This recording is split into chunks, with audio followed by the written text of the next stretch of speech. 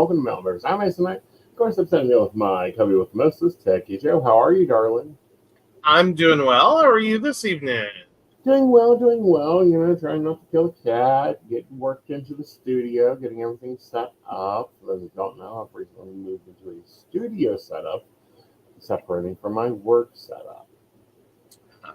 So, but to everyone else, it's going to look like you're all in the same place doing all the same things. Right, but no, I work somewhere else now. Physically in the house. Physically, at least I get a different view.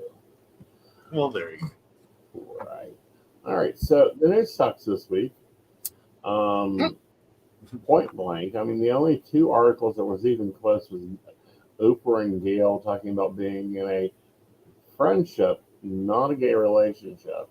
And then, of course, we had an article in the Priest suing Grinder.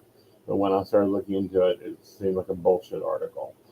So what do we do around here when there isn't that much news? We go over and do the Ask Gay Bros over 30. We're both certified over 30. Let's give them our opinions. All right. Well, first one up is found out husband isn't out at work. He says it's not necessary in a professional environment and believes I'm making a big deal out of it. So husband started a new job 7 months ago. Next week, he has a work event. You can bring your partner. He doesn't want me to come. I don't have to come and don't think that's the issue. It's what he said after.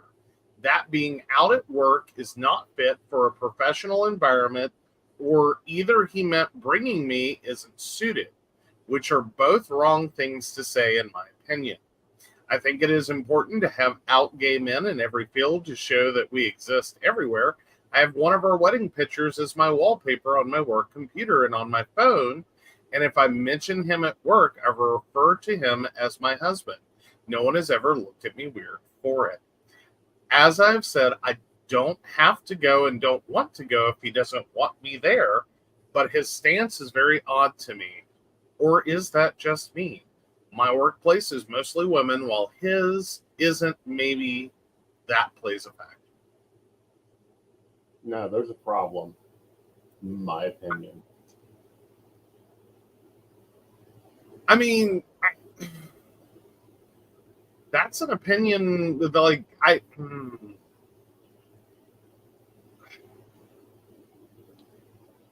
have problems with the sentence. Okay. That being out at work is not fit for a professional environment. That's a hell of a lot of words. Well, that's a lot of words, but that's also a lot of bullshit, in my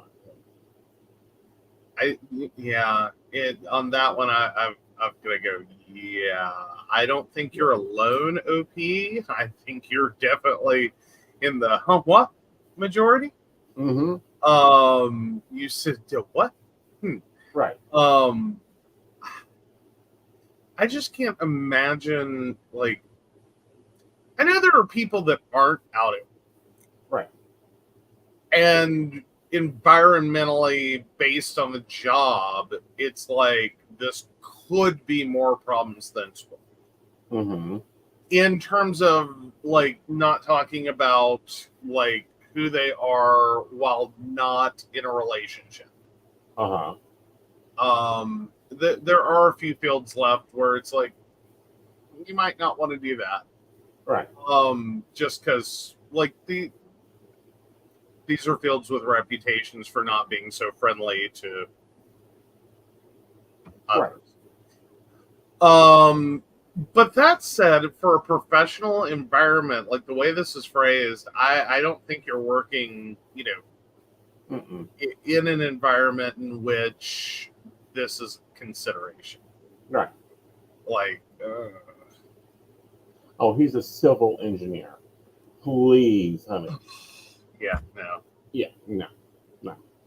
Okay, if army men and police and construction workers can parade their husbands out for the company events and make sure that they bring the best dip and look the best and have their nails and hair done and everything is all properly fixed together, he can happily bring yourself to work. Or you guys can go to marriage counseling because there's a deeper issue here.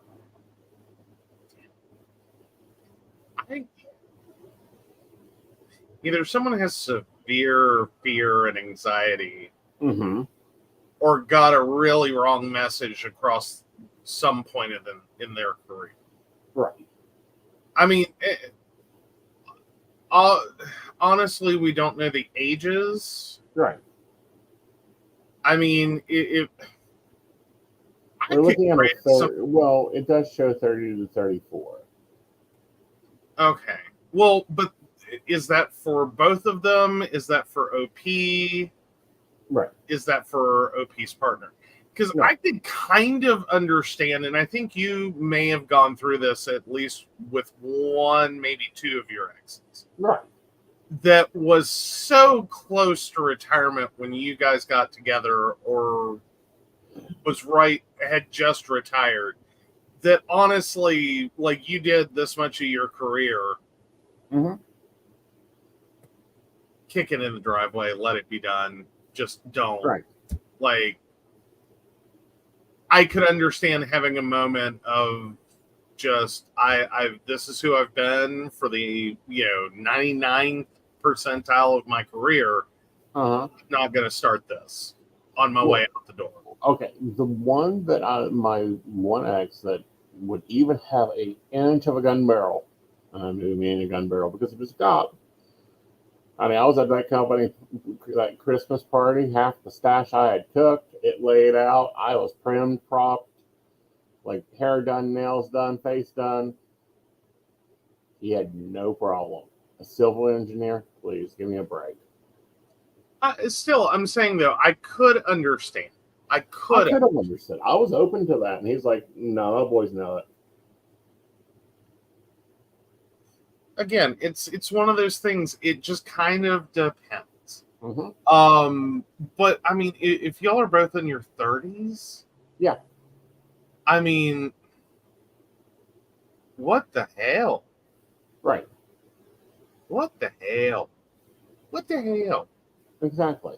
Yeah, I think you can. I think that's a very outmoded, broken, or otherwise problematic. Very problematic. Again, marriage counseling, hereby ordered. There you go. Let's see. Oh, there's a few of these I'm not touching. Ooh, this looks fun. Invite an ex-situationship to my birthday. Hey everyone, so I've been dating this guy for 2 months, and after some weird explanations from his side, we've ended things and proposed to be friends. Well, guess what? That didn't work for too long. It lasted for another 2 months where we finally said we should no contact each other. I was the first one to say that maybe we don't work as friends, where he just added that maybe we should stop contacting each other, which led to mutual agreement on this. However, after the feelings are gone and all is clear, this guy is someone that I would really want to be friends with. This was a wish from his side too, so after a month of no contact, I would like to send him an online invitation for my birthday. I know that it may sound a bit childish, but how often we find genuine and good people that we wish to be friends with. And yes, I have friends, but every person is a special treasure for me. I don't know if this is smart or it will be seen as a desperate move with some other motive from my side, which it really isn't. What do you guys think? I'm going to let you go first here because I have an opinion. Oh, you want me to go first? Yes. Oh, I have to say, I think it's time for you to respect your no contact. Because it sounds like y'all are messy. In the sense that, like, you don't dislike each other. You actually like each other. Right. But you don't work as a relationship. And then every time you try to friendship, you end up relationshiping. Right. This is why we have the word situationship, is for messy situations. Right. So inviting him to your birthday. Right.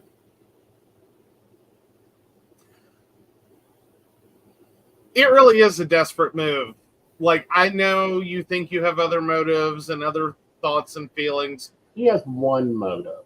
You have one. You have one. Yeah. Point blank, you have one motive. It's very clear and obvious to every of us old jaded bitches that, like, no, you're hoping for birthday sex, dude. Not, oh, I want a friendship. No, no, no, no, no. Yeah, or for the relationship to reignite, or for the friendship to be a little more than a friendship. Right. I think if you can go no contact for a year,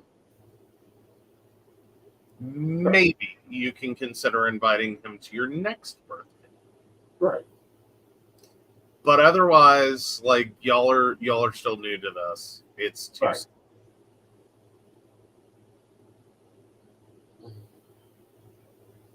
Too soon. Too soon. Way too soon. Oh, let's see what else we got. Ooh. Here's. Okay, you go. Okay. Leaving a partner because of mental health or other health issues. Has anyone ever felt it necessary to end a relationship and leave a partner due to his continual mental health or other health issues becoming a constant drain and making it difficult to just enjoy life? That's kind of where I am at right now. Looking for similar stories. Edit, before you judge me, try walking a mile in my shoes. You don't know my life and what I've been. Okay. Take it away. There is one thing when a partner is suffering mental health or other health issues and battling, dealing with it, organizing it, being very active in their recovery, any direction they go. However, if your partner is not doing therapy, not taking meds, not taking, dietary recommendations, not doing whatever, it's time for you to raise the roof. And I mean that very harshly. And if they won't hear the warning call of, if you're going to commit long-term suicide here, I'm out, then it's time for you to be out. I go kind of a different place with this. Okay. Leave. Point blank. We like to have this idea that it's just so horrible for a partner to leave someone with cancer or leave someone because they're bipolar or depressed or whatever. The reality is, if you're just going to sit there and resent them, leave. Right. Like, if you're seriously having to, and if you're having this thought, right. Like, there's no version of this that's going to make you a good person for doing it. It also doesn't necessarily make you a bad person. Right. It means that you've recognized this is not something you can handle or commit to. And it is sincerely better for you to leave. Yeah. Get out the door. For everyone. Because if all you're going to do is sit there and build the resentment, right, that's going to come out in this, one way or another. Right. And you're only going to add insult to injuries. Very much so. But also you're going to also injunct yourself here. I'll go into a hot seat.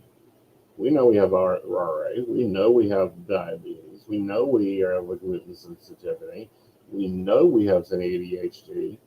If I'm sitting here eating ho-hos and Twinkies, not taking pain medicine, eating anything that comes into the house and throwing up 3 days out of 4, that's not going to do you any good. No, and if I'm going to sit here and all I'm going to do is get angry about it. Right. Worse, I'm going to contribute to it and be like, here's some, ho-hos and ding-dongs and, everything else I can find that you're not supposed to have. Right. Here you go. Or if I'm going to sit here and just constantly, either think it or say it, Mm-hmm. which is, oh, trying to kill yourself today? Or are you trying to off yourself? Why don't you just have another ding dong? Yeah. No, sorry, no, Mm-hmm. because that's only going to escalate and get worse. Right. Yeah. It does. It sincerely does. Right. As someone who, I will say, and I'll put that out there, and we've kind of mentioned it before. I've had multiple exes with bipolar disorder. Typically not something I knew in the beginning, but found out later. And this is repeated, like repetitively. Like if you want to blame something, you could say that I left them because they're bipolar. If you want to call me a horrible person, not how that worked. Right. For one, it was this is undiagnosed, but I can't deal with the behaviors. Right. Like you've got me on a roller coaster ride, and excuse me, I want off. Right. For one, it was, or for actually, I think about 3. So there's debatability there. It was the situation of got into a relationship, thought everything in their life was better now. They don't need their meds. Right.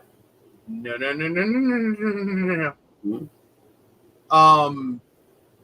The person I was dating, right, the person I went on a first date with, and the person I was with 3, 4, 6 months later, right, totally different people. I agreed to date this person. Right. I don't know who the hell this person is. Exactly. I mean, if you want to talk about like an invasion of the body snatchers moment, that's what it felt like. Mm-hmm. I went out with and started a relationship with one person who acted and behaved and thought and planned and was organized in one way. Right. And the person that showed up a few months later, who are you and what did you do with the person I was in a relationship with, because you just took them over? Right. And I'm sitting over here going, how am I supposed to make this work? Right. And, that's what I call a pig in the poke situation. That's why, like, when I think even before we were dating, you knew what was the cards that were on the table and what's required to date me. Well, and there have been some additions. Yeah. I mean, some things we kind of had an understanding existed. Right. Before we knew what it actually was. Right. And that is different. That is like people change, life happens. Right. I don't resent that. That's like I'm happier to have answers. Right. And an opportunity to okay, well, this is how we handle that, and we move forward. Right. What I never could appreciate, and again, it's not that I hate people who are bipolar. Right. It is not that I inherently think that the only option you have is to get meted up and just zombify through your life. And if you don't do that, I'm saying at the point in which I meet or when I have started a relationship with one person and I've ended up with another, that's not even about the disease anymore or the health condition or the whatever. That is the reality of I can date this person because I'm and I'm over here looking at someone else entirely. Right. But the other thing is, and this is what's different, I think, with the both of us comparative to our exes that have had situations, is each of us is actively involved in our health conditions. We're actively involved in conversation about them. We're actively, like, I'm throwing stuff at you all the time. I'm like, oh, if I cut down, my A1C is this and my sugar is this today, and if I do X, Y, and Z, then this is where I'm looking at being involved, or, I can't do this and this because it's going to bring them a flare. And you're actively involved in communicating with me, like, honey, have you checked your sugar today? You're acting a little weird. And it's like, yeah, but Well, just from the course of our relationship, you started by telling me you had a hops allergy, and so you couldn't have beer. right. And then we started noticing the problems were actually coming up every time barley was part of the situation. I'm Right. like, I don't think you have a hops allergy. Right. You have a barley problem. Mm-hmm. And then we've progressed that in and it's taken a few years. Like, don't get me wrong, this was not an overnight like epiphany. It's not like Joe walked in with all the answers. But it eventually got to the point in which you're doing testing, and we've essentially find out you don't have celiac disease, but you have a gluten sensitivity, which includes barley. Mm-hmm. And barley is the thing you react to the most. Right. And it's the thing that we have the most trouble out of. But you've rode this roller coaster with us from carb free to control the sugar and to keep the RA, because we knew sugar and carbs piss off the RA and increase the likelihood of having flares and problems. We've rocked, a few different medications with that. The full diagnosis of diabetes, we've rocked that diagnosis. These are the things that we have gone through with just me over the past year has been an insane ride. We knew I was non-24, but it's like, and you brought this up. I think there's something you and my favorite sister-in-laws had a debate when we first dated. There were debates. There were many debates. Yeah. No. But yes, there was a debate. Yeah. Well, and then, and I would also humorously point out, and so far in the course of our relationship, I've eaten more cauliflower in the last 7 years than in the preceding 30-some years. Hey, at least we have only tried 2 things with cottage cheese, and you enjoyed those. Those worked out, yes. Though I still having to open and look at cottage cheese, just I don't know what it is. Cottage cheese and cauliflower are both things that I do not have an affinity for. Right. But I will say cauliflower crust pizza. Honestly, had joked and laughed about it for years of like, oh my God, what kind of vegan nonsense is that? I mean, seriously, I'm just looking at it like, this is ridiculous. Especially at the prices. That's what kind of gets me. Like, it's slightly bigger than a Mr. P's for what used to be $1.25, and they're like $8 a pop. Right.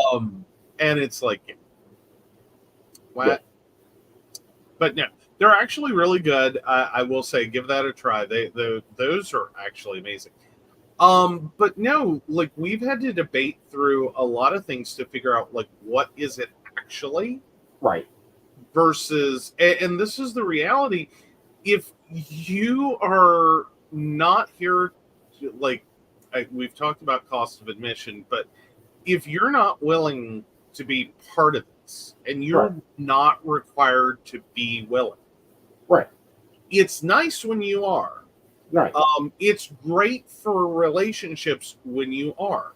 If you are not willing to be part of the whole process, then all you're doing is hindering someone. All you're doing, like, you're not a good person because you stay with someone through their cancer diagnosis, for instance. Right.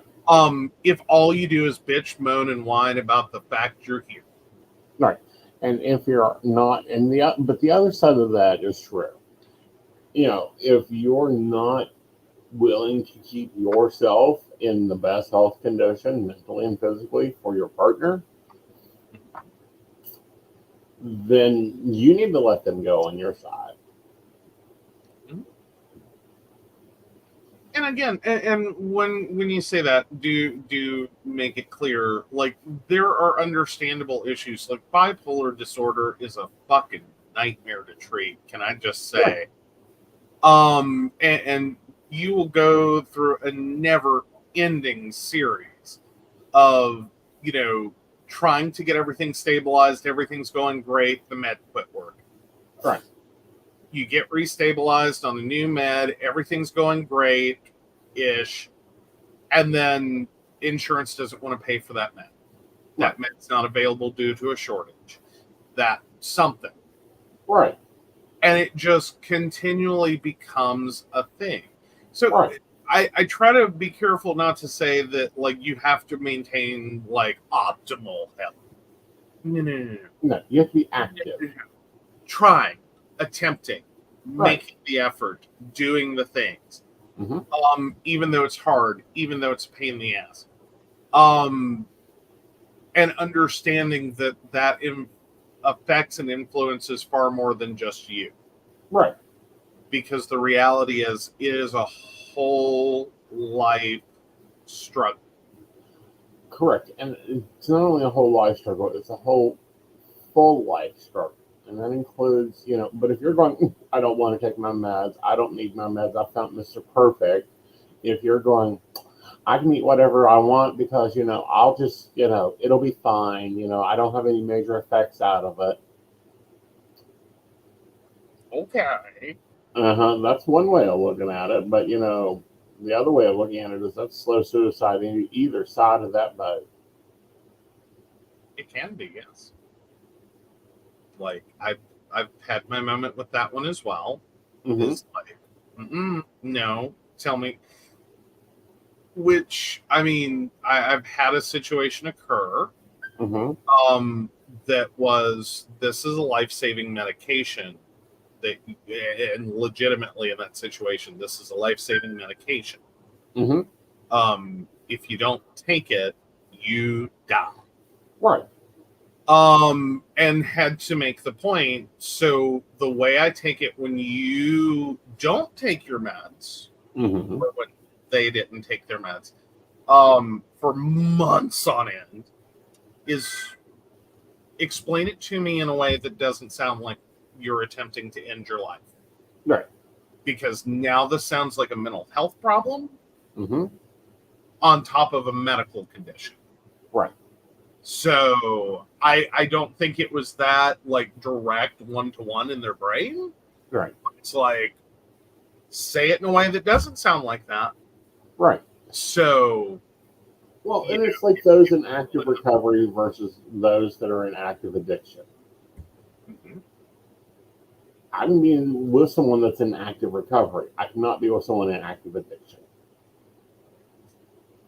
That part is a definite struggle. And out of one of my relationships, I do have to say one of the ugliest parts was their reliance on alcohol trying to manage their condition. Thinking that it worked. Right. And that's sometimes also a realization, is that people with addiction issues are not often just battling a single problem. Right. Usually there's multiple things going on. Right. The addiction is the socially unacceptable. Right. So you try to make it real simple, is just give up the thing. And it's like, no, you don't understand. As bad as that, as addiction is, that is potentially the most solid foundation that they are resting on. Right. Like, you're talking about a host of issues that could be going on with someone. The only thing holding them into a cohesive is the addiction. Right. So you yank that out and you talk about someone collapsing like a house of cards. That's frequently the case. Right. Most often the case. Right. So yeah, it can get ugly, especially like with one of my exes, in which what my only indication that they had gone off their meds was when the alcoholism just went off the rails. Right. Like it went from, because I was younger and I was still would drink a little. Again, I haven't been able to drink all that heavily throughout my life. I just can't. Right. But I had started this cute little my first apartment, my first little bar. Mm-hmm. And in the course of a night, Mm-hmm. that was depleted. Yeah, that's a problem. Every single alcohol in that bar was empty. Mm-hmm. Like I went to bed, they were a night shifter as well. I went to bed, I woke up the next morning to a stack of empty bottles. Mm-hmm. And that was it didn't hit me in the moment, but when I think back on it, it's like that's when the meds ended. Right. It was about a month in. Right. And all of a sudden it was like everything turned off. Every Right. light switch got hit after that event. And I'm like, that's probably right when the meds stopped and the need to supplement, or when the meds came out of system and the need to supplement. Right. And it was like, oh my God, if I'd known then. Right. Because I will say he did manage to cope decently Uh-huh. for a little while after that, but it was a degradation. Right. In terms of like our relationship was going great, and then it just kind of, there was that incident and it was slowly off the cliff, Right. and then plateaued for a little while, and then just went straight off the cliff. Right. So there was that. All right, looks like you have found one. I have. I want to talk about this one. All right. Oh, partner's best friend overstepping boundaries. Mm-hmm. Hey everyone, I hope you're all doing well. I've recently encountered some issues with a close friend of my partner, and I'm seeking some advice and perspective from this community. I'm 35 and my partner is 25. We met through mutual friends and have developed a beautiful relationship over the past 10 months. Despite our decade age gap, we've been navigating our differences pretty well. However, there's a situation that's been causing some discomfort, and I'm trying to figure out if it's due to our age gap or something else. I am monogamous and discussed this with my partner early on. He agreed and seemed to want the same. Lately, though, there's been pressure from his best friend to involve others in our intimate life, which makes me uncomfortable. This friend has been pushing to join us in the bedroom, and it's raising red flags for me. A bit of background on the friend: they met on Grindr during a tough time for my partner. This friend comes from a privileged background and seems to have a manipulative streak. He talks down to my partner, often telling him what to do in a condescending manner. I've observed him offering my partner gifts and money to hang out, sometimes even trying to get him to stay overnight. When I've expressed my discomfort, my partner has defended his friend, which has led to arguments. I've noticed how this friend seems to manipulate and control my partner, showering him with gifts and attention to gain influence. It makes me feel insignificant at times, and I've voiced my concerns, but it hasn't been easy. When this friend visits, he doesn't show respect in our home. The first time he came over, he didn't introduce himself and criticized my home decor. It felt very invasive and disrespectful. While my friends and I enjoy each other's company without any hidden agendas, this friend seems to have ulterior motives, making me uneasy. Moreover, this friend constantly seeks my partner's attention, even when we're supposed to be spending quality time together. It's gotten to the point where my partner has to reject his advances, which causes tension between us. I've tried having calm discussions with my partner about this friend's behavior, but it often leads to heated arguments. I've learned that my partner has a history with this friend, including some intimate experiences.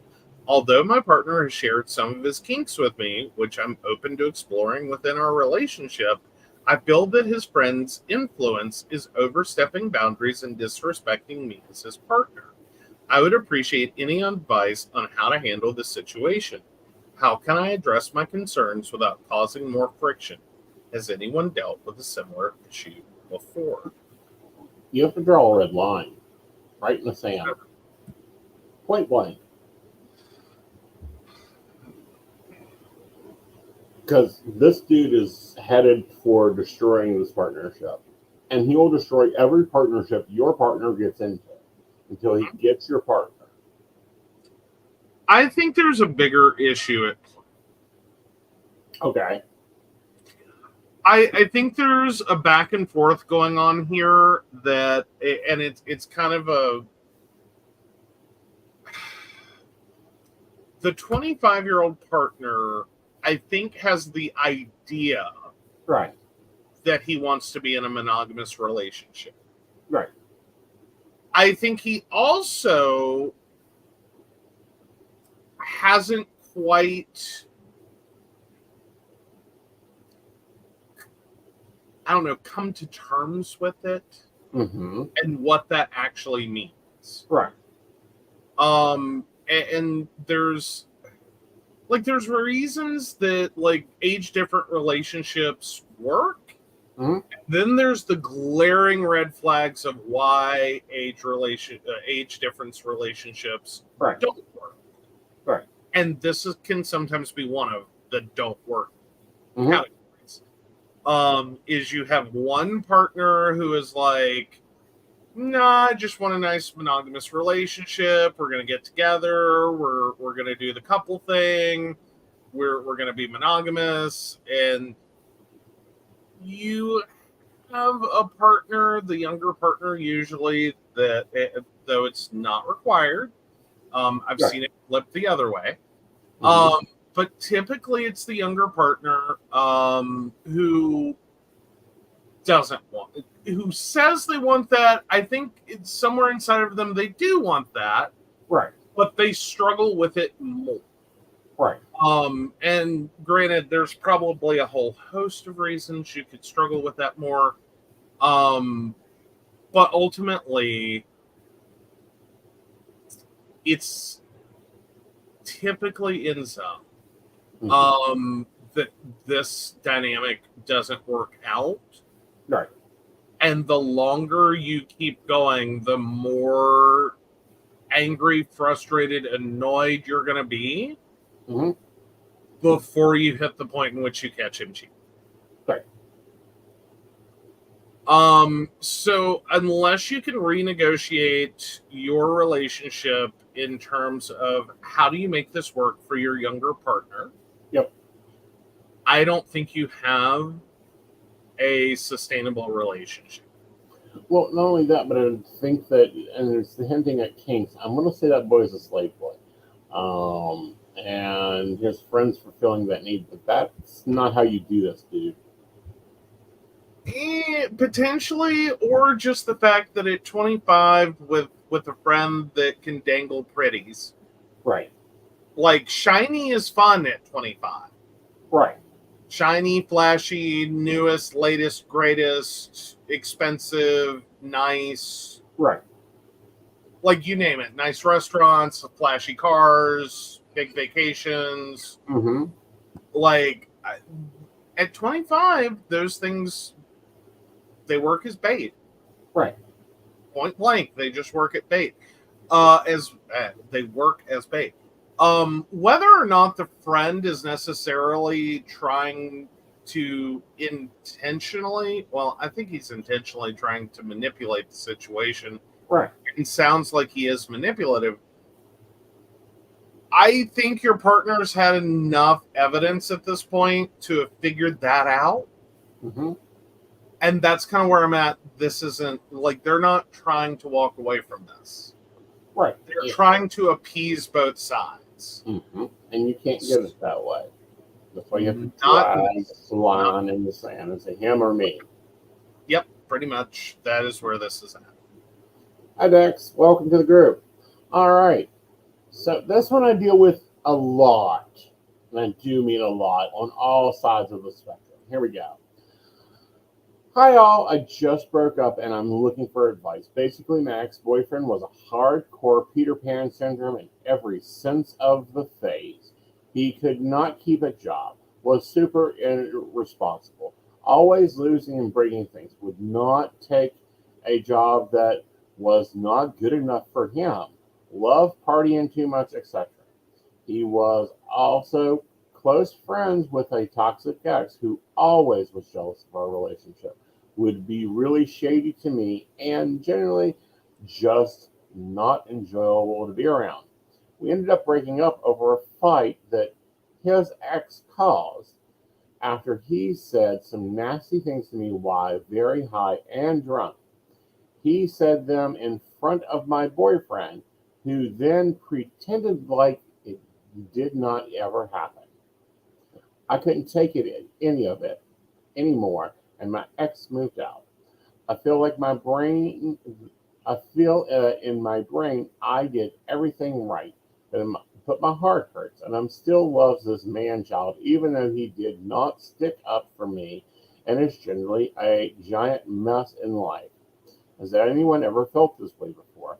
Where you love someone even though it's not really good for you, and how did you process these feelings? I honestly quite relieved that I never have to see that toxic ex again, and I'm just struggling a lot on how it ended, and also I'm questioning my taste in men. After after so many friends came up to me after the breakup and they said they thought I could do much better. Any advice would be appreciated. Honey, man children, aka Peter Pan syndrome, is across the board a chronic problem. Hmm. I'm kind of at like there. I think all adults suffer some amount of Peter Pan syndrome. I think you have to really break this down into: is it that you had a problem with your ex, Hmm. you had a problem with your ex's ex, or you had a problem with your ex when they were around their ex? And those are three, like, well, technically three, totally different scenarios. Right. The problem is this post really gets into all three, but doesn't Hmm. really tell me what the actual problem is. I know what the straw was that broke the camel's back and broke up the relationship. I get Right. that. But I don't get clarity from that of like, where's your actual problem? Because it sounds like you've done this multiple times now, that you Right. dated someone um, that at least your friends are telling you you can do better. Right. The reality is sometimes we don't want to do better. And that's a hard thing to admit to ourselves, Right. is that no, this is who we want to date. We Right. like messy, we like solving problems, we like, you know, being windy, Hmm. in Neverland, you know, cleaning up after all of the boy. Right. And if that's who you are, Great. then you have to admit that to yourself, and Hmm. accept that, you know, regardless of your age and what your friends think, Right. this is who you're going to date. Right. So, and that's where it becomes important to separate out the three and which one was the real problem. Right. Is it your messy ex who is Peter Pan? Hmm. Was it, you know, really that he was so bad alone, Right. or that it got so much worse when he was around his ex and Right. that was the real problem? Or was it the ex themselves that you were fine with your messy little Peter Pan boyfriend, but when Captain Hook showed up, Right. you were done? And Um, also you need to realize, like, if that's your nature of people you date, what I mean by that is some people have daddy syndrome. mhm. Okay, and there's some things that daddy syndrome is great for when it comes to Peter Pan. They can be the provider, they enjoy that, they like taking care of the Peter Pan, they like seeing that he's took care of. Maybe, honey, you don't need to work, you can stay home and figure out your stuff. And if that's great, then fine. Then your real problem was the X. If it isn't, and with that, then you need to make conscious choices of my Peter Pan better not have a Captain Cook, or a band of boys, and these are my boundaries. But I think more importantly is finding a therapist to work through that with you to Right, help you identify who you are right, and why it is you keep finding yourself at this point. right. And freakishly, it may turn out that your biggest problem becomes your friends and your ought tos. Hmm. Like you ought to be dating, you ought to be dating, you ought to be dating. Right, That can create a lot of shame and fear and humiliation. right. When reality is this the fairy tale ending we tell people about, like, that we grew up with, that we were Right, taught, this is what you're supposed to look for in a man? right. But is it your fairy tale ending? Hmm. Potentially. Right. Or you literally are looking in all the wrong places. And in And you multiple need places that aren't good. right. And you need to work through why you're doing it. Right. So be prepared. Therapy can be fun for that, is sometimes you realize that, you have problems you need to work out. Right. And sometimes those are about yourself, and sometimes those are about others. Right. So be prepared. It can be a roller coaster. It can be a lot of things. And, realizing your type is great. Realizing that your type has a dark side is even darker. Ooh. And relationship ask gay bros over 30 relationship advice. Looking for advice. Hey all, new here and looking for advice. My husband of 7 years recently told me that he doesn't experience sexual attraction pretty much at all across the board and doesn't feel sexually attracted to me. We've had a rough time of things in the bedroom and generally have sex around once a year. I would prefer to have sex a few times a week. When we first got together, we were pretty sexually active, but almost as soon as we were married, we stopped. We've had an open arrangement for a while, but I miss the emotional connection while having sex and feeling desired. While we have other disagreements about life, this is our first big clash on things. He has told me that he doesn't really want to have sex any more than we already do, and that while he might think that what I wear is cute, he just doesn't really think that anyone is hot, attractive outside of guys like Henry Cavill, and that's not my body type, and that's not likely to change anytime in the future. He suggested that I get a boyfriend in addition or that we get a divorce, but I'm just struggling with coming to a decision here and looking for some advice. Is this a normal experience to go through? Am I weird for having difficulties processing and figuring out what to do? Thanks.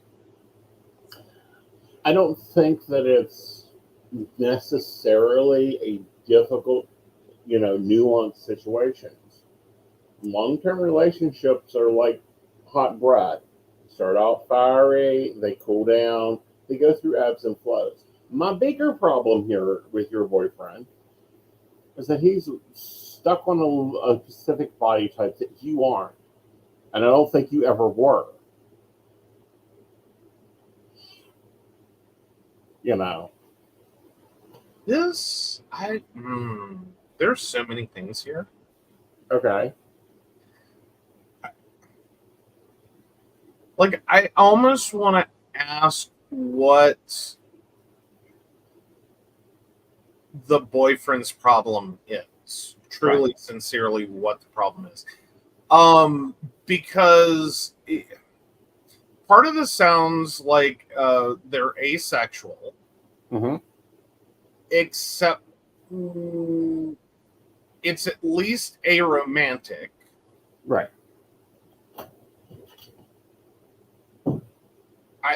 I don't even know where to put this. It literally sounds like you just found out after 7 years in a relationship. Your boyfriend settled for who he thought he could get. Right. Because he ought to have a relationship. Right. But then didn't really process that like this wasn't going to work long term. When you're dating someone that you're not attracted to, right, and that you're only attracted to a very limited subset of people, right, which happens. Yeah. And even though it may not be right, I don't want to say attainable, because I think, for some people who they're interested in versus who they are may be a stretch. right. But someone out there Mm-hmm. may be just as interested in them, and that's everyone they're looking for.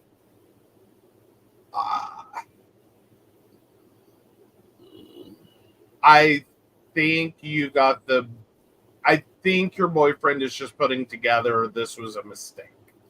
Well, I think so, but and for Brenda, it's 30 to 34. So we would assume that the boyfriend is around 30s. This does sound like low T. Thyroid problem, relationship problem, but you've been given two choices. Get another boyfriend or get out. Exactly. And, many relationships, long-term relationships, get into that mode of, okay, that was nice. We're great as a relationship, but our libidos don't match. Like, that's one thing. But at the way this is worded, this is so beyond that. Mm-hmm. This isn't just we're a little mismatch. Right. This is, I don't want to have sex with you ever at all under any circumstance ever. Well, it's like, no, I want to stick with them once a year. But is that really a true intimate exchange, or is that like paying the taxes on the house? I think that's close to paying the taxes on the house. And at this point, I'm like, dude, something's not right. But you've got two options: change it or advance it. Because eventually what's going to happen is boyfriend is going to move on. Well, I think this is one of those situations. I don't think OP's boyfriend is going to move on. I think he's just going to sit there and be inert. Right. And like continue to pay the annual taxes. Mm-hmm. I.e. have sex with his boyfriend. Right. Forever. Right. I think they need you to decide this is not what you can tolerate. Right. And that, and just move on. And I think you're going to have to move on. I don't think there's a fix this. I don't think there's a fix this. I also don't think there is a survive this. There's choices. Choices is how you handle it.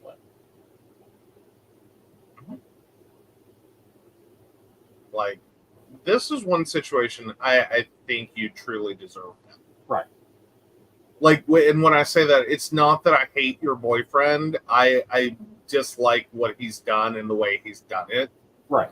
And then the fact that he doesn't have, like, he knows he's doing everything wrong. Right. Like, you cannot have said that out loud and not reprocessed it and went,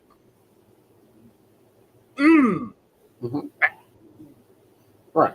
But, and my bigger problem is where did this go wrong? And it's got to go wrong at least year 4.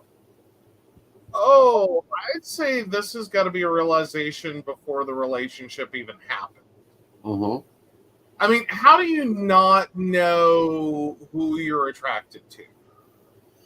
Well, I'm not even saying on that. I'm talking about the relationship itself.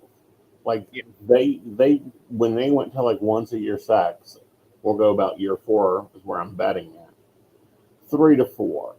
Um, that's when we knew that that should have been the golden ticket of, okay, we got to have a conversation. What are we doing here? Yeah. Potentially. But I think this started before the relationship did. Okay.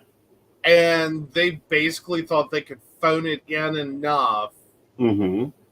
to have a relationship Right. roommate situation. Um, and then I think over time, OP's probably been as supportive as anyone can be. Right. While they're still sitting here going, this isn't what I signed up for. Right. Like, what's the deal? What's the problem? What do we need Mm-hmm. to do? What do we, Right. how do we work around this? And then it's become intolerant. Right. Like, I'm sorry, I want an emotional connection during sex. Right. I don't want to just like phone it in. Right. And more importantly, I don't want a partner that's just phoning it in. Right. So yeah, I think that's where I really have a problem with OP's boyfriend. Right. Is you have not really embraced the fact that you manipulated someone into a relationship by doing things that you didn't even want to do at the time with someone you weren't really all that sexually attracted to. Right. But at least had novelty. Right. And then have continued this through trying to throw them here, go screw someone else. Right. Leave me alone. While paying the taxes. Right. Yeah, no. And then you've left it at this is like, well, I'm attracted to Henry Cavill, but outside of that, I'm not into anyone. Right. I'm sorry, no. Yeah. No. What you needed to hear is, honey, I want a divorce. Yes. That's what this is. Right. Is, honey, I want a divorce. Right. Okay. Here's our last Ask the Gay Man Over 30 opinion, and then we're going to figure out if Joe's an asshole tonight. All right. Dating behavior and love boats in a storm, anyone? I feel like men in general have a tendency to be emotionally underdeveloped and poor communicators. That's what we are taught to be by society. We are afraid to show and state how we feel, talk about it, state boundaries healthily, feel rightful and empowered by our emotions. On top of this, all the pressure of conventional perceptions of masculinity versus recognizing our own identity in sexual orientation and gender. In my opinion, this is how men are affected by cultural toxic masculinity, and not all of us acknowledge this, and even less try to grow and be a better version of themselves. We undermine ourselves so much, hide so much inside of us, and I feel like this causes so many to behave poorly towards other people. With that said, being a gay guy in his 30s, I swear to God that this is not whining, but I sometimes stop and wonder if I ever will be able to handle a relationship at all. I have not had a sustainable long-term relationship yet in my life, and I feel like I have accumulated a lot of trauma from rejection and poor dating behavior. Ghosting, cheating, guys leaving out of the blue, manipulative behavior, etc. I haven't learned to spot it, of course, but now every single time I start dating someone, my defense mechanisms kick in hardcore at some point. Even if it is a nice guy, all the good in my mind is easily obscured by a hiccup, and I always encounter a situation which makes me feel extremely anxious, afraid of finding myself in pain again. Therapy helps to heal trauma, but still, it is damn hard. Anyone else on the same boat, similar experience, words of advice? Well, here's facts. It doesn't sound to me like you've got your dating profile in order. Point blank, you're looking for something that you technically don't want. Well, I think you want the relationship. I think the problem you're having, or that OP is having, is that like you get the thing, Mm-hmm. and then you just wait for the other shoe to drop on it. Like it's gonna go away. It has to go away. This isn't gonna work out for me. It never works out for me. Mm-hmm. And it's that self-defeating tape Right. starts playing the minute it starts to look good. Right. And, At which point you just see everything as a sign. mm-hmm. That's a problem. And Right. that is trauma. And I don't mean to diminish it, but it's like, do you want to know why this keeps happening? It's because that tape keeps playing. And you're unwilling to be vulnerable in the fact that, yes, this can all blow up in 30 seconds. Right. It's a relationship. And quite frankly, the number of people who find out in 30 seconds or less, their relationship went from great to over is high. Yeah, it is. You have to kiss a lot of frogs. And this idea that, you're going to get the perfect prince that's just going to come off the shelf in a box, pre-assembled, isn't happening. Well, and it more so has to do with our whole like fairy tale soulmate, twin flame, blah blah blah blah blah garbage. Exactly. Which proposes this idea that you are kissing frogs until you find your Prince Charming, and this is all going to end happily ever after 50 or so years later when one of you drops dead. Right. Or, I mean, that's generally how we learn about relationships and what we're told to expect, and it's garbage. It is. And it screws people up because you're not really. It's kind of like you're focused on the destination, and not the journey. Not the journey.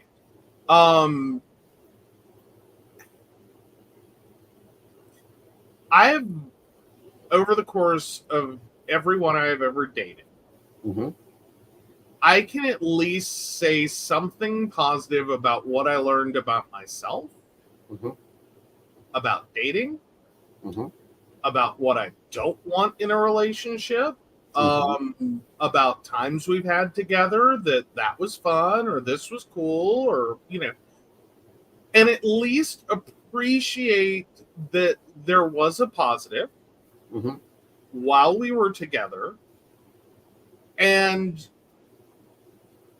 it's okay that we're not, and that they weren't the one. Right. Now, what that's done for me is I don't really have a problem with the end of a relationship. And I say that in terms of, I just think that the end is the beginning. Right. As in, yeah, it's the end of this relationship, but it's the beginning of something else. Right. And whatever that else is, that's where I'm supposed to be. Trying to hold on to something that's broken and dysfunctional and isn't going to work long term or has run its course or whatever the situation is. It, like, as much donut glaze as I have, which is deep, guys. Lots of donut glaze, but anyhow. Yeah. Well, but I do feel like it's part of a journey and a path. Right. That helps me appreciate the next person better. Right. And appreciate how, who they are, what we do, how our relationship works. Or just point blank say, no to a lot of people real quickly. Like, no. Already been there, done that, tried that, got the t-shirt, never doing it again. Again, even though I do appreciate my exes, and do have positive things to say about them, at least one, or all of them. Sometimes it's a struggle, but still, right. Sometimes in some ways, the list of things I learned never to do again is very long from that act. Right. It still helps me towards the next one. So if you change the way you think about it, Right. I've always seen it as the end of every relationship is a favor to both of us. Right. Like, this is how we close the door and move to next. Right. And see, I deal with it a little bit differently because I actually review the relationship and find okay, this is where it went wrong, and that improves the next relationship. Do I have positive things to say about all my exes? No, most of them are boring and aggravating. But it brought me here and redefined what I'm willing to put up with. Like, it redefined my cost of admission. Well, I mean, it definitely can redefine your cost of admission, but I struggle with the idea or that it's. I want to be careful. I think it's healthier. Let me put it that way. Right. Or show signs of a healthier mindset to, yeah, the relationship was horrible. It ended horribly, blah, blah, blah. But there was that one time. Right. Because otherwise, I really have to stop and struggle with someone of how did you stay in a relationship that had not one positive within it? Right. Like, that sounds like a hostage situation. Were you a hostage? Because otherwise, that's not a relationship. That's just trauma. Right. And there's no upside. That sounds like a hostage situation. Were you at gunpoint? Is kind of where I have to go with that. Because I think every relationship is entitled and should have at least one good memory, even if it's a cloudy memory, of the one good time. Right. Like the one good first date, the one good, moment that y'all were together and everything seemed okay. Right. Because I think that influences going forward the things that we look for in relationships. Right. And it doesn't always have to sound like picture perfect. It can be we used to go for dates at the movies, and I really liked the fact that we'd sit in the back row and whisper back and forth stupid things about the actors. Right. That's a thing we shared. Cool. Move forward with that. That's one thing you like to do. Find someone who likes to do that with you. You picked up one good thing. Cool. Right. And those things are important, but the other thing is, the evaluation of your own behavior in the relationship and what you would allow to go forward or you would carry with you is even more, I think, valuable there. Well, it definitely valid. Right. But no, don't see the and you're gonna date a lot of crappy people, and that's okay. Right. If everyone was wonderful, dating would be real easy. We'd all get it done the first time we go on a date. Right. Not the third. We would just immediately find the perfect person because everyone's perfect. Right. And we just live the rest of our lives, and it would be great. Not how it works at all. There's nothing wrong with being ghosted or being whatever. Right. Now, the other comments there about, not having a serious relationship in your 30s, up into your 30s, I'm going to say this. I think that occurs a lot when you're looking for Mr. Perfect. Yeah. Well, and especially if you get jaded in the process. Right. Because the reality is, no one knows when it's going to happen, and no one knows when, you had a perfect relationship, and then they got hit by a bus. Right. Or a truck, or you woke up, or you made the decision you're just too tired. You've reached your level of exhaustion with the situation. Well, no, I mean, even perfect relationships. Mm-hmm. Like, there's tons of people out there that are absolutely happy in their relationship. This is, as they think in this moment, as good as it can get. Right. And then someone gets hit by a bus. Right. And so that ended. Mm-hmm. And you can choose to remain a widow Mm-hmm. or widower, or you can move forward and find another relationship, and maybe it's not the same, maybe it's different, but you've got to be able to appreciate. Right. Well, and I do want to say this on the other side of that fence. My rule is 1 month for every year, and break that down if you need to even break that down further. I.e., it was a 6-month relationship, so that's 6 weeks that you're going to take off and just go be with you. Well, or it was a 6-month relationship, and on your honeymoon, they got hit by that bus. Right. Yeah, no, you're going to need probably a solid 6 months right there. That's trauma on top of a break. Right. So no, that's take your time. Right. There's nothing wrong with pulling yourself out of the dating equation when you need to. Right. You don't have to be constantly looking. Right. And quite frankly, I personally hit a moment after the X before Aeson, in which I just went, nope, never again. We're not doing the dating thing. I'm not dating. I will not be in another relationship. I'm done with the relationship crap. Mm-hmm. And I did not date for 7 years. Uh-huh. And didn't willingly go into dating you. You caused it. All I did was open the door. I know. I'm just saying, like, it's okay to step out of this because it's not working for you and you don't like it. There's nothing wrong with that. Right. Like, you can stop. You don't have to stay on this treadmill of trying, of feeling like you're required to date. Right. Like, you're not required to date. You can go out and have a good time. You can develop hobbies and friendships. You can work on your career. Right. You can do whatever you want. Right.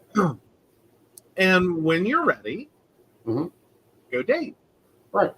And, and sometimes that's the best thing to do because that's when, you walk through a door and it's like, oh, I don't want you. Walk through the door again. You're kind of nice to be around. Walk through the door again. Well, damn, I guess I love you. Walk through the door again. How are we going to make this work? Yeah. This is normal dating. Well, it can be. All of it's normal. Right. At the end of the day, all of it's normal. You're not broken because you're like in your 30s and you're like, I'm tired. Yeah. I don't want to do this right now. That's cool. Don't do this right now because all you're going to do is like damage people while you're out there going, people suck. Right. And I'm sorry, people do suck, but at the same time on this course, I think that we get stuck in the hunt too much instead of like, it'll be what it is. Oh yeah. Don't do that. Yeah. Moreover, like the dating it's your future husband. Yeah, I don't like the dating game thing. Like, please do not try to pick partner while using game theory. Like, please stop that. Like, these are human beings, not unlocked achievements. Okay. Well, I'll debate that one. I think it's more like Hunger Games with some of these people. Oh yeah, no, that's the level where it's like, this is ridiculous. Yeah. Like, stop that too. Right. But no, I mean, like, when you sit there and you do all the things to attract someone because you're told these are the things you have to do, and all you're doing is playing the game till you can unlock the marriage, like long-term relationship, whatever achievement, and then you're just gonna pull a ripcord on that and be like, haha, sucker.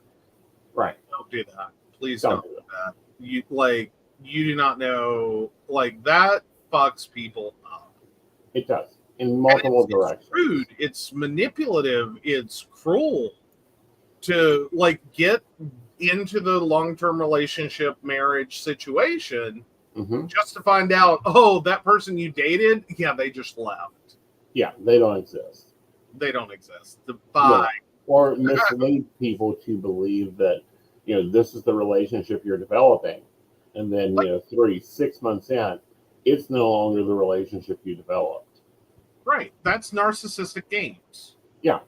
Like, it's the same thing a narcissist does. It's love bombing. It's, even if you're doing it at a lower level, if you do all these wonderful things and you're the perfect boyfriend, and then once you move in together, sign a piece of paper, have a little party, you become someone else, and you're just like, okay, I don't have to do the things anymore. I've unlocked the achievement.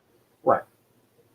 No. That's I'm not saying, but I think it is why we see a lot of people labeling things toxic, labeling people toxic, labeling so many people narcissistic. Right. Is not because they actually are, but because they seriously thought that's how this worked, is that you go out there with this game strategy, attract someone in, and once you lock them in, okay, done. No, that's when the hard work begins. Like, game over. Yeah, I'll be pointing with. That's when the hard work begins, is after the dating phase is over. And you have to start really dealing with waking up with them every morning, putting up their bad moods, putting up with their inconsistencies. That's when you've got to really find that adult grace of, is this worth a fight today? Or, no, I'm really pissed the coffee pot is empty. Yeah. Or, I'm really pissed that this used to occur in our relationship, now it no longer occurs because it isn't fitting their mood. Which, I mean, happens. Yeah. Like, sorry, like, moods change, and that's technically fine. But if it's a never, ever, ever gonna happen again because you just played it as a card in your game theory, yeah, that's fine. Yeah. And those are deal breakers for me. If I buy a car and all of a sudden it was supposed to have an 8-cylinder engine, all of a sudden it's got a 4-cylinder engine, there better be heavy investments in other directions. Definitely a theory. All right, so now let's find out if you're the asshole. The poll is already up. All right. Am I the asshole for not being happy for my sister while my baby was in the hospital? My husband, 30 male, and I, 31 female, were pregnant with a very high-risk pregnancy. We almost lost the baby many times and were told from the beginning that they will most likely not make it. My sister, 29 female, was the first person I told at 5 weeks pregnant. She does not have children of her own yet. She was very happy for me and did everything she could to support me during my pregnancy. Fast forward through a very hard pregnancy, my sister is prepping to leave for a friend's wedding out of town. She assured me she'd be back before my scheduled C-section. Things went wrong, and I ended up giving birth a week early. She's still out of town. I insisted she stay there, and she calls frequently to say hi. My baby is very premature and has to stay in the NICU. I just had major surgery, and the pregnancy hormones are hitting me really hard. Every time she calls, she's in the middle of conversations with friends, and although she's calling often, her attention is only half there. By the third call, I'm upset because I feel like she's not really there for me, and I end up hanging up since she wasn't paying attention to me anyway for minutes. My husband becomes concerned and texts her an apology. Sorry your sister hung up like that. We're just having a hard time right now. Maybe we can talk about your trip later. She texts back a whole slew of messages saying we're being rude and my husband should back off and it was not necessary to say that to him. I text her to lessen the tension and explain where my husband was coming from, but she refused to listen. It became heated as I went from being a mediator to fully taking my husband's side and calling her selfish for not seeing how we can't enjoy her trip stories while our baby suffered in the hospital. It has been months, and there is always a lingering tension between the three of us, and it's been brought up in many fights since. Every single time I stand firm that we were right to be sad for our baby, and she insists we were rude and selfish people for hanging up on her and her happy trip with friends. If I bring it up, she insists that I'm not happy for her or I don't like hearing about her life. Am I the asshole for not being happy for her in the worst moments of my life? No. Furthermore, she's dealing with guilt, i.e., the sister, and she's using it as weaponization.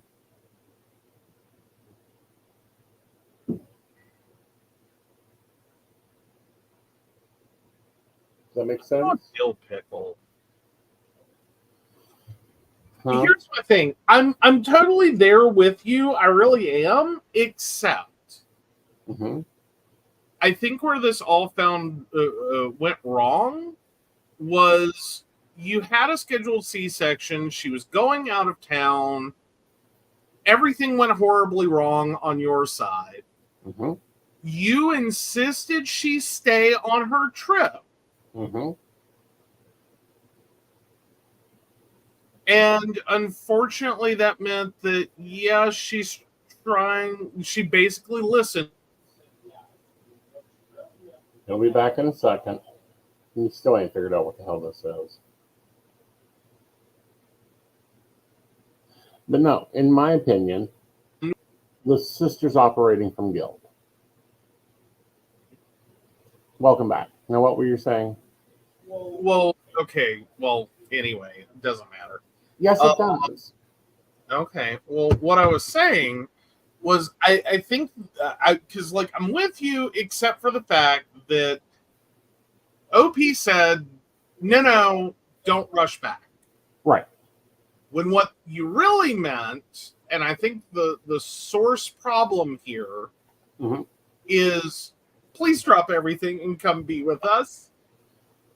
Meanwhile, your sister's on the other side of this equation and knew she needed to have rushed back, but you told her not to. But then she ends up feeling guilty for the thing that she knew she should have done that you told her not to. Right. And I think this is where the crossfire is happening at. Right.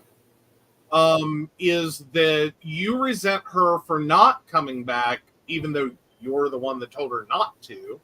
Right. She resents not coming back because you told her not to. Right. And clearly needed her to come back. I don't think it really has as much to do with the fact that you guys were in a very stressful, anxious situation. Right. Except that was the...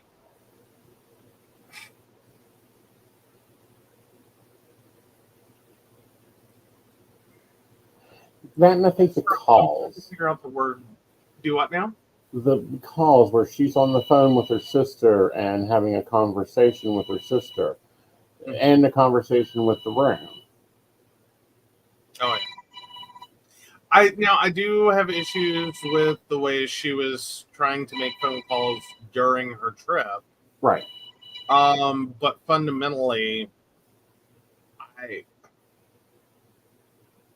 some trips, it kind of depends. That may have been the only way she could make a call. Right. That would have been my thing. And I would have said, hey, I can't really talk. I just wanted to make sure you're okay. Great. You're doing fine. Wonderful. I'll check with you later. I'll call you later tonight. Yeah. Yeah. All right. So pull this up. Let's roll into dating advice. All right. Dynamics of a B relationship shifting, and I'm the anxious hinge. I, 31 non-binary, have been committed partners to Honeydew, 37 male, and Kumquat, 32 non-binary, for 8+ and 7+ years, respectively. Honeydew and I have been long distance for most of this time, but he is now planning to move a few blocks down from me in a matter of weeks, and I'm so excited. Honeydew has assured me he would have likely moved to the city we're in anyway, due to feeling isolated from queer community where he has been living. However, Kumquat has been my nesting partner for almost the entirety of our relationship. We've made commitments and life plans together and co-parent 2 doggy children. It essentially feels like we're married, and until a year ago, Honeydew also had a long-term, essentially married partner he was making life decisions with. Once his partner ended their relationship, ours became much more intense. I'm really excited and eager to include Honeydew in more of my regular life because there's such big love there and we haven't lived in the same city since 2015. But I'm worried about how this will shift things with Kumquat until Honeydew's on the table and Kumquat has told me they feel sad and scared at how this seems to contradict what we had planned for our lives together, but also especially at how quickly things are changing. Oh, my ideal would be some form of kitchen table poly, but I'm not going to push it. I think Honeydew would like that too, but right now we're sort of at a garden party level. And although Kumquat cares about Honeydew as a person by virtue of his relationship to me, they are very slow to warm up. Getting to know Kumquat is a slow burn for sure, and I know I've come across as impatient in trying to put these two worlds together, but we're working through what's coming up for both of us with weekly couples therapy, and it's been a huge help. I guess I just wish I had other poly friends to talk to about this, maybe receive some advice or perspective from similar personal experience. I'm overwhelmed and feeling a lot of pressure as the hinge. My advice is stop trying to make the worlds come together. They'll come together naturally. Like, the move is going to happen. They're going to see each other in town. They're going to, have shared events occurring. They'll naturally build a relationship or they won't. Yes, though I do think that in your weekly's couple therapy, you need to address the fact that you are feeling pressured. Right. And that's kind of why you're there.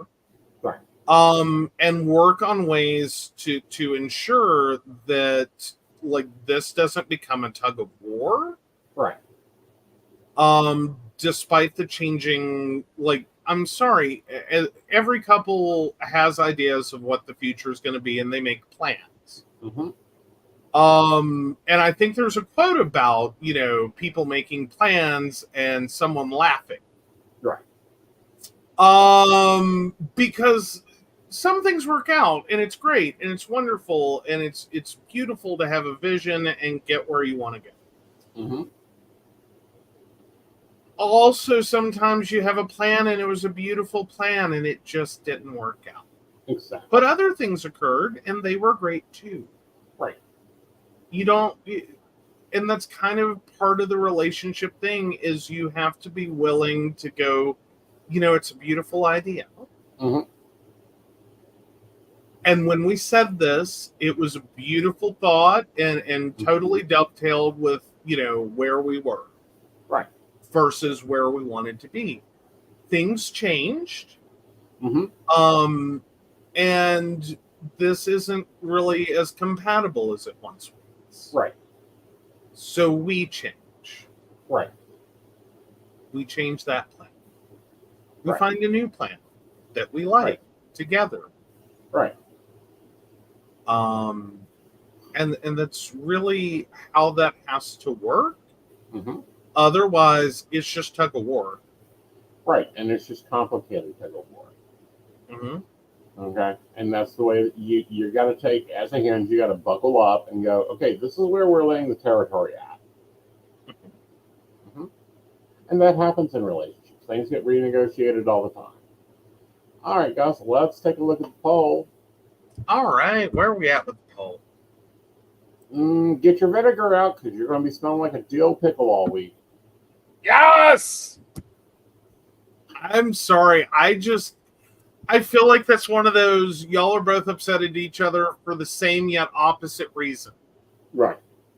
And until you work through that part and forgive each other for that moment, none of this is ever going to resolve itself, and you're just going to keep fighting in circles. Please get to the point you realize you're actually upset and angry at yourselves more than each other for the same reason, because neither of you did the thing that you should have done. Exactly. Ultimately. All right, guys. Well, we hope you enjoyed the show. We will see you back on Sunday at 5 p.m. for Second to Plans. You guys have a great evening. And roll that beautiful ticket. There you go. So, of course, we want to thank Beverly Walker, Mika G, Kathy, Mary Winfield, Brenda, Joan Owen, Shannon C, Shannon D, Lady Gwendolyn, Charles Shaw, Tracy Van, Caitlin Bell, Devin, and Maria Meyer.